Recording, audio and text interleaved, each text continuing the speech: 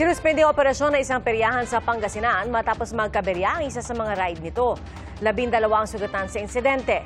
Saksi si CJ Torida ng GMA Regional TV. Sa videong yan sa isang peryahan sa San Jacinto, Pangasinan, makikitang maayos pa ang takbo ng amusement ride. Pero makalipas ang ilang sandali, nasira at bumigay ang ride.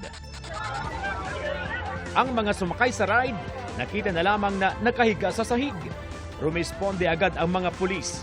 Kasunod ang ambulansya na nagsakay sa mga nasugatan sa insidente. Sa investigasyon ng pulisya, 30 ang sakay ng amusement ride. 12 sa kanila ang dinala sa ospital. Natukoy na rin sa inisyal na pagsisiyasat ang dahilan ng pagpalya ng ride. Nag-collapse nga siya sa gitna, tumigay yung welding niya sa gitna, nabali. Hindi naman siya bumagsak, however, sumagkat siya nung nag-collapse siya. Kabilang sa mga nasugatan ang 19 anyos na trabahador ng peryahan na sumakay ng ride. Ayon sa kanya, hindi na siya nagpadala sa ospital bagamat nagtamo siya ng sugat at pasa sa katawan.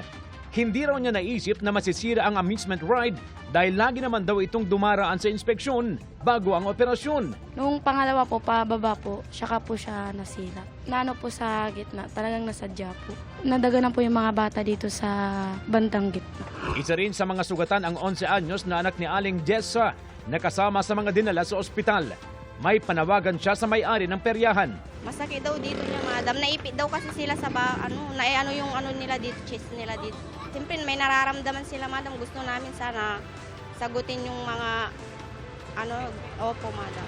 Ayon sa pamunuan ng San Jacinto Police, nangako ng tulong pinansyal ang operator ng amusement ride. Bagamat tumanggi muna ang operator na magbigay ng pahayag kaugnay sa nangyaring disgrasya. Sa ngayon, pansamantalang sinuspindi ang operasyon ng peryahan habang nagpapatuloy ang investigasyon ng pulisya. Para sa GMA Integrated News, CJ Torida ng GMA Regional TV, ang inyong saksi.